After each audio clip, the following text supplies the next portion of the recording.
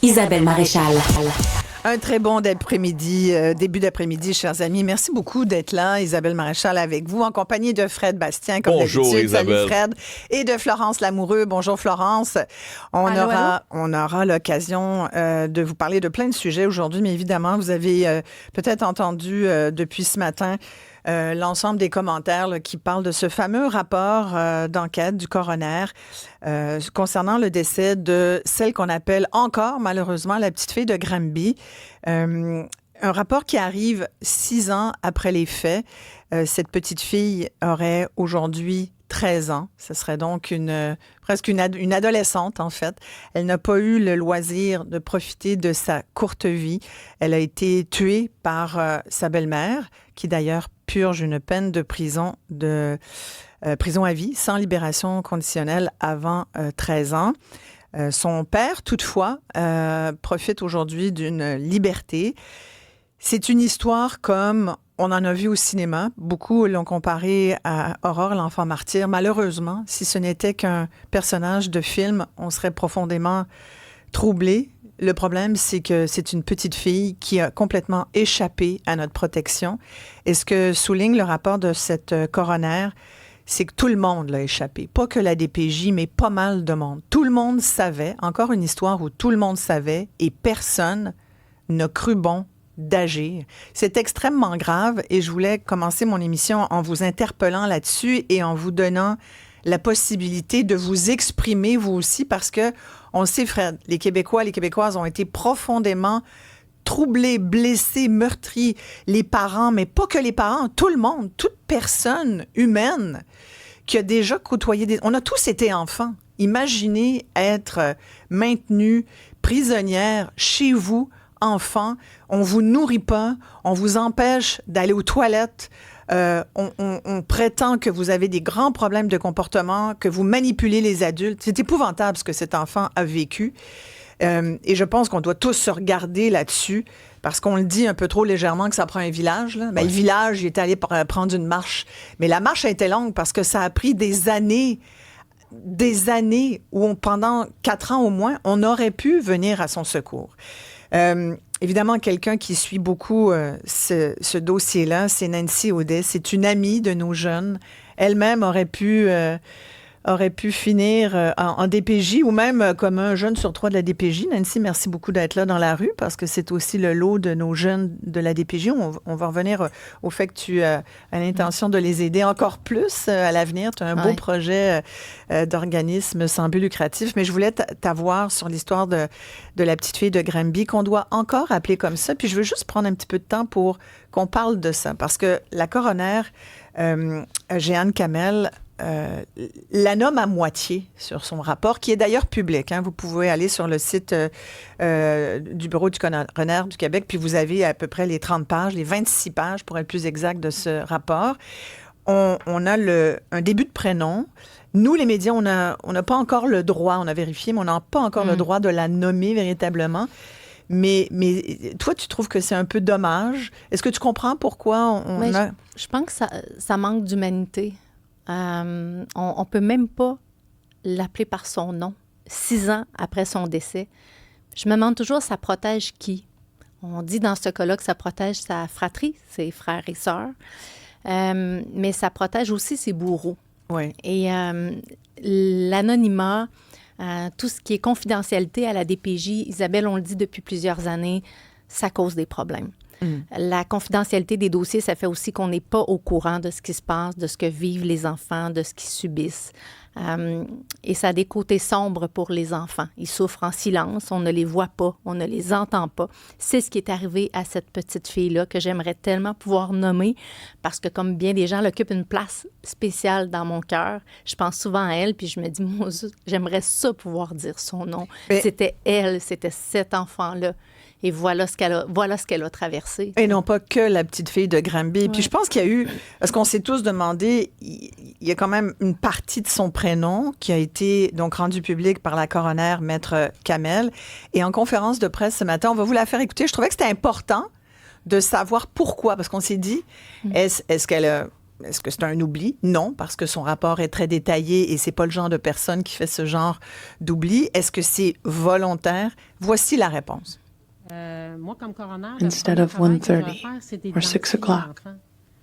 Fait que je l'ai identifié. Pourquoi I timed il y a things. qu'un R au lieu du nom de famille complet?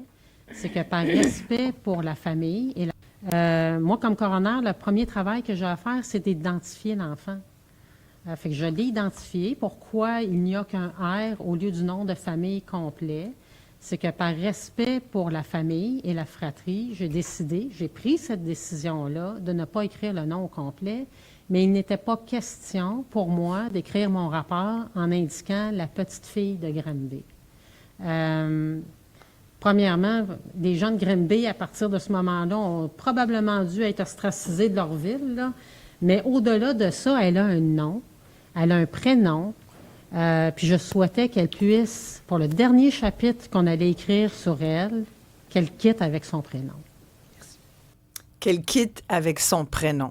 Bon, alors, on va attendre que le tribunal, puis je pense, sincèrement, j'en appelle aujourd'hui au tribunal, au ministre de la Justice, Simon-Jolin Barrette, il faut aller jusque-là, on va aller jusqu'où il faut, mais pour lever l'interdit de publication du prénom de la petite fille de Granby, que cet enfant puisse avoir droit à son identité propre. Est-ce que c'est pas la moindre des choses, Nancy? Oui, puis on a souvent parlé d'elle par rapport à ses troubles de comportement. On a souvent parlé de comment c'était tellement une enfant difficile, qui fouillait dans les poubelles, qui sauvait la nuit, qui faisait ses besoins dans ses pantalons et tout. Mais dans les poubelles, elle cherchait de la nourriture. Elle cherchait de la nourriture, mais on a axé beaucoup là-dessus. Puis moi, cette petite fille-là, j'ai eu la chance de voir des photos. J'ai eu la chance de voir des vidéos, de voir, c'était quoi sa personnalité? Et c'était une petite fille tellement intelligente, brillante, lumineuse. C'était une petite fille heureuse, Isabelle, avant qu'on l'enlève à sa grand-mère. Elle a eu une vie, cette petite fille-là. Elle avait une personnalité. Jusqu'à l'âge de 3 ans. On lui a arraché. Ouais. On n'en parle pas souvent de ça, puis je trouve ça important de le dire, que c'était une bonne petite fille. Oui. Isabelle, elle ne méritait pas ça. Et peu importe tes troubles de comportement, tu ne mérites pas de subir cette violence-là. Il n'y a personne qui mérite ça. Et derrière les comportements, je trouve ça fou de devoir le répéter encore en 2025. Ouais. Mais derrière des comportements, il y a souvent de la violence, il y a souvent des sévices. C'est qu'un enfant n'a pas la maturité émotionnelle pour expliquer ce qu'il vit, ce qui est récent. Et donc, il l'exprime à travers des comportements. C'est terrible. Fred, on donne nos numéros de téléphone là, pour que les gens puissent nous joindre. On a Jacinthe à qui on va parler, mais vas-y pour donner... Oui, écrivez-nous ou appelez-nous 187 Cube Radio, 1-877-827-2346. Déjà plusieurs témoignages qui entrent. Là, Janine de Québec qui dit, par exemple, la petite fille de Granby, on pourrait au moins pouvoir lui donner son nom. C'est tout ce qu'elle avait dans la vie. Ça suffit de couvrir les bourreaux. Sinon, on a Kelly de Montréal qui dit, il n'y a pas de mots pour la petite de Granby. Un enfant devrait être la prunelle de nos yeux. De ses parents. Martin de la Rive-Sud qui dit « Ça me dépasse de voir que autant de gens aient vu ça passer et laisser ça aller. Avoir vu un enfant fouiller dans les poubelles avec les marques de violence, j'imagine juste son regard. J'aurais déchaîné les feux de l'enfer tellement ça m'enrage. C'est inacceptable, peu importe les raisons. Ça me glace le sang de savoir que le père est en liberté. » Puis bref, il y en a plein d'autres. Là, j'y reviendrai plus tard. Isabelle, si tu veux, je continue de collectionner les messages. Nos numéros peut-être et nos textos. Oui, à nouveau, le 187 Cube Radio, 1-877-827-2346. Merci de nous partager votre indignation. On commence avec vous, d'ailleurs, Jacinthe. Vous écoutez cette histoire qu'on entend d'ailleurs depuis 6 ans. Hein. On fait juste aujourd'hui, finalement, nous replonger là-dedans. Et je pense que quand une procureure, enfin une coroner comme Maître Kamel nous met face à tous ces signaux d'alarme qu'on voyait là, qui étaient allumés. Là. On est beaucoup dans les voyants vert, rouge, jaune. Avec la commission Galland, on nous a remis là-dedans. Mais là, il y avait plein de voyants rouges d'allumés. Là, ça clignotait de partout. Jacinthe, vous voyez ça comment, vous, notre...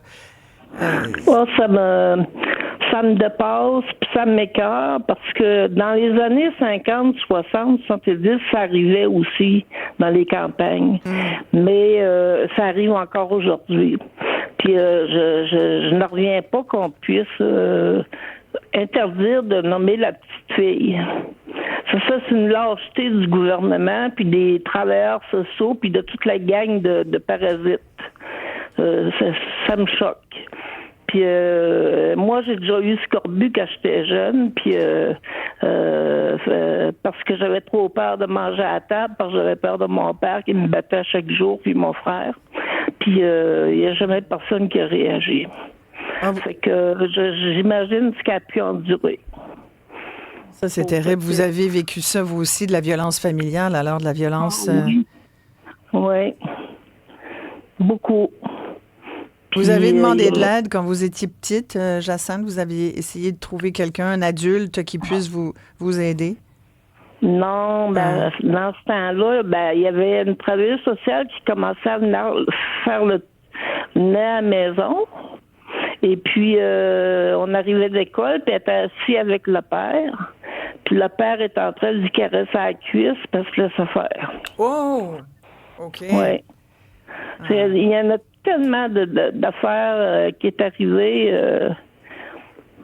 Je rien comprends. que pour moi, pour d'autres aussi, tu sais. Tout à fait. Puis aujourd'hui, ça fait des années, puis aujourd'hui, cette petite-là, on tait son nom.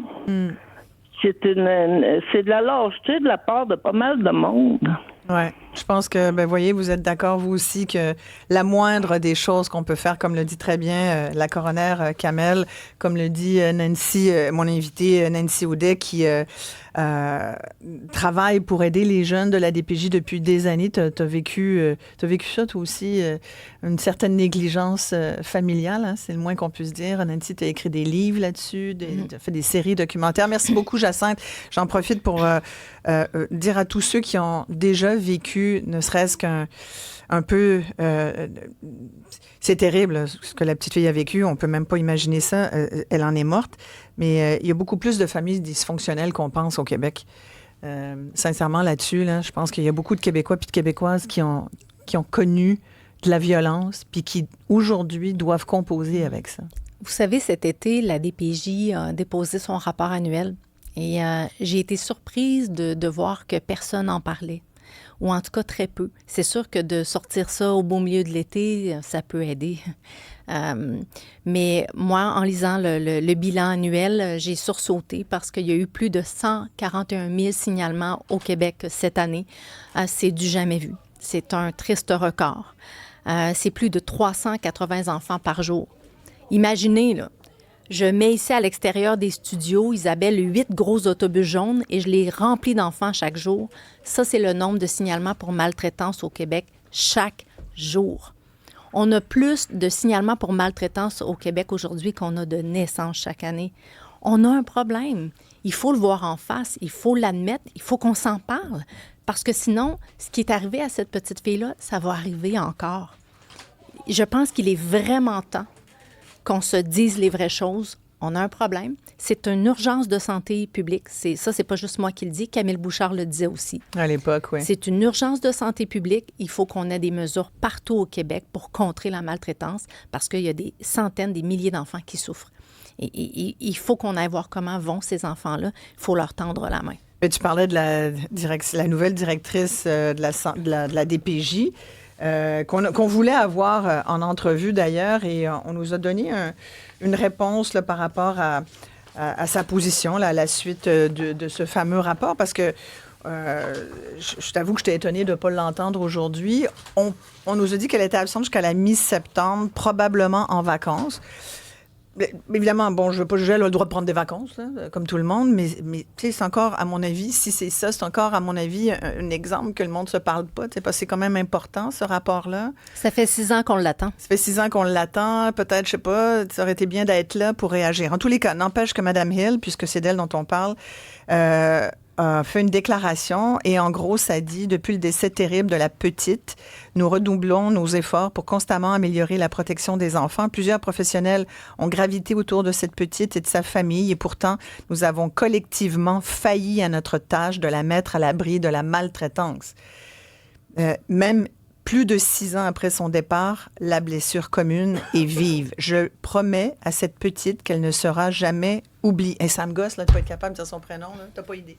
Cette petite, franchement, Bref, ça, ce n'est pas dans la lettre, c'est un commentaire personnel.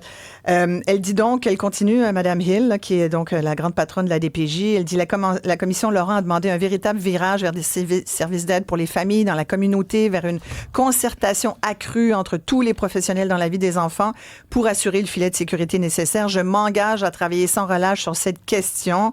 Le rapport de Maître Kamel nous rappelle qu'il faut aller plus loin, notamment en renforçant le travail interdisciplinaire et intersectoriel autour des familles en contexte de vulnérabilité. Ces recommandations sont un appel à l'action. C'est notre mission et notre devoir. Bon. Il y avait quand même un rapport aussi qui s'appelle celui de la commission Laurent, où, sincèrement, toutes les réponses sont là depuis avril 2021. On est en septembre 2025. Il y a quelque chose qui me sidère, moi, dans notre lenteur à bouger. Combien ça prend d'années avant de mettre sur pied? Il y a beaucoup de résistance. C'est fou, là. Énormément de résistance. Tu me permettras de présenter Maître Valérie Azouline, qui est avocate spécialisée en droit de la famille et de la jeunesse, qui se joint à nous. Merci beaucoup d'être là. On va monter votre micro, s'il vous plaît. Maître Azouline, je pense que vous représentez une partie de la famille. Oui. En fait, c'est un rapport qui était attendu par la famille. Je vais vous dire, ce rapport pour la famille, ça a été comme... il y a un message aussi de Maître Kamel à la fin. Elle s'adresse directement à cette petite. Elle a voulu, comme un peu, clore ce chapitre-là pour ne jamais qu'on ne l'oublie jamais et que l'enfance reste au centre des préoccupations de tous. Maintenant, c'est certain qu'il y a des recommandations qui doivent être mises en place. C'est certain que le sens de l'urgence, lorsque j'entends Nancy parler du sens de l'urgence, en effet, on dirait qu'il n'est pas là. Mais j'ai l'impression que le chantier est immense et que c'est beaucoup trop gros, finalement, pour l'investissement qu'on met et pour l'investissement et la volonté réelle de changement qui est mis. Qui est mise en place, finalement. J'écoutais tout à l'heure le ministre des Affaires sociales responsable, donc de la DPJ, le ministre Carman, qui est lui-même un pédiatre et qui d'ailleurs parlait de son propre traumatisme par rapport à cet événement-là. Je pense qu'on parle d'une enfant ici avant d'un adulte et d'un ministre, mais il semblait vouloir nous montrer que depuis, ça avait changé. Est-ce que ça a changé? Sur le terrain, il y a encore beaucoup à faire. Est-ce qu'on peut dire que rien n'a été fait? Il y a eu une commission Laurent, il y a eu des recommandations, il y en a certaines qui ont été appliquées. Par exemple, la nomination d'une directrice nationale, le commissaire au bien-être et aux droits des enfants. Mais encore faut-il que ces gens-là aient les moyens d'agir. Et c'est là où il y a un enjeu. Donc, oui, il y a eu des choses qui ont été faites parce qu'on n'avait pas le choix, parce que collectivement... Mais quoi, par exemple? Justement, la nomination, justement, de cette commissaire au bien-être. Ça a-tu pris du temps, la nommer, cette personne? On a nommé quelqu'un, finalement, c'était pas le bon, parce qu'on a trouvé certains squelettes dans son placard, on sait pas trop. Finalement, on a nommé quelqu'un d'autre. Oui. Et la directrice nationale qui est là pour uniformiser les pratiques. Maintenant, est-ce que ça se traduit vers un changement de culture? Pas toujours. Et de façon universelle et de façon transversale, non plus. On a beaucoup de gens au téléphone. Avant d'aller à la pause, on va parler à Sylvain. Bonjour Sylvain. Bonjour Isabelle. On vous écoute. Écoute, j'étais un petit peu assommé. Je trouve que, un petit peu comme Jacinthe disait, là, une gang de lâches là, côté politique, là, puis je me demande là, quelle direction que notre société prend. Là, à 3 fois qu'il y a un problème, là, c'est de le mettre en dessous du tapis puis de le cacher. Puis de ne pas nommer son nom, je trouve ça dégueulasse. Parce que je pense que c'est un peu émotif. Vous avez vécu ça, vous devrait aussi, pas être oublié. J'ai déjà vécu des choses dans ma jeunesse. Ça devrait pas être oublié. Il ne devrait pas empêcher de donner son nom. Même la juge Ruffo, il y a bien des années, elle s'était plainte que l'efficacité de la DPJ, puis qu'est-ce qu'ils ont fait? Ils l'ont tassé, puis ils l'ont mis de côté pour pas essayer de la faire oublier. c'est pas d'aujourd'hui, le DPJ, là, qui sont pleins de défauts, là. J'ai eu affaire avec le DPJ, puis je trouve ça complètement dégueulasse. C'est décourageant. Je sais plus dans quelle société qu'on vit. J'ai 61 ans. Je suis découragé de voir comment est-ce que la vie elle va, puis comment est-ce que la société, les décisions qu'ils prennent, plus ça va, plus il gasser. Ah, c'est sûr. Merci, Sylvain. Merci beaucoup de votre témoignage, Fred. Oui, mais effectivement, là, les gens nous écrivent en partageant là, la tristesse et l'indignation. Là. Il y a Yvan de Sainte-Thérèse qui dit « La devise de la police est de servir et de protéger. Après 24 interventions pour cette petite fille de Granby, je comprends pas leur façon d'agir. » Normand de Saint-Hubert qui dit « C'est tellement important. Il nous rappelle l'importance de conserver notre faculté de s'indigner. » C'en est un cas flagrant présentement. Sinon, Alex de Montréal aussi, là, qui... Il nous rappelle que ça continue, hein, parce qu'il y a un bébé de 6 mois qui a été tué dans le centre-ville de Montréal la semaine dernière. Hein. On parle d'un poupon là, qui a été retrouvé, un décès tragique d'une fillette de 6 mois dans un état lamentable vendredi dernier. On a constaté le décès arrivé à l'hôpital. Bref, on a du gros ménage à faire dans notre société et dans nos institutions, Isabelle. Là. Complètement. Et je pense qu'on est nombreux à avoir grandi dans une famille dysfonctionnelle puis avoir vécu toutes sortes d'affaires. Fait que c'est sûr que ça nous ébranle beaucoup, hein, Nancy?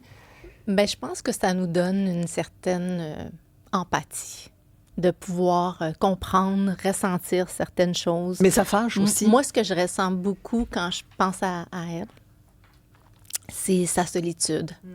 Sa grande solitude. Son désarroi. Je me souviens... Sa détresse. De cette solitude. Mm-hmm. Quand tu essaies d'exprimer ta souffrance, puis que tout le monde détourne le regard, c'est extrêmement violent à vivre. Elle a essayé à plusieurs reprises, elle s'est confiée à des enseignants. Elle l'a dit, elle a appelé à l'aide à plusieurs reprises. Mm-hmm. Et même la nuit de son décès, elle avait 7 ans, elle est sortie nue, elle s'est sauvée de la maison. Elle a tout fait. Et donc ça me fait vraiment mal. Mais quand on a traversé, quand on a vécu de la maltraitance, de la négligence, des abus physiques aussi, on ressent cette douleur-là peut-être plus fortement, différemment quand on est passé par là. C'est pour ça que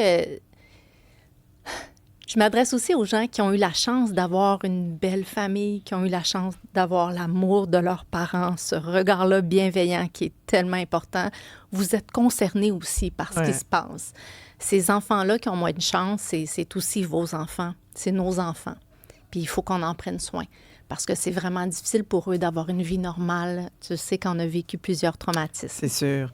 Ce qui est triste, c'est qu'on reparle des mêmes choses. Voilà. On parlait des 6 ans plus tard. services en amont, on en parle encore. On parlait des listes d'attente, on en parle encore. On va en reparler après la pause d'ailleurs. Il y a vraiment beaucoup de choses à dire. On n'a pas fini de parler de ce sujet-là. On reste là-dessus. On veut vos commentaires encore.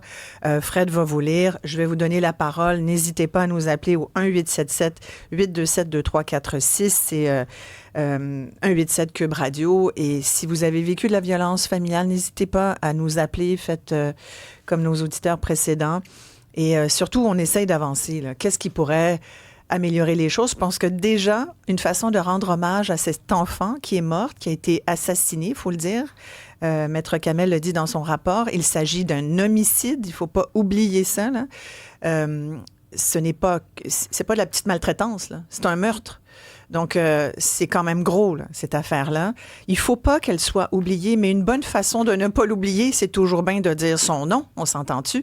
Alors, on en appelle aujourd'hui aux autorités judiciaires pour qu'ils lèvent la permission, c'est-à-dire l'interdiction, et qu'enfin, on puisse nommer cet enfant-là.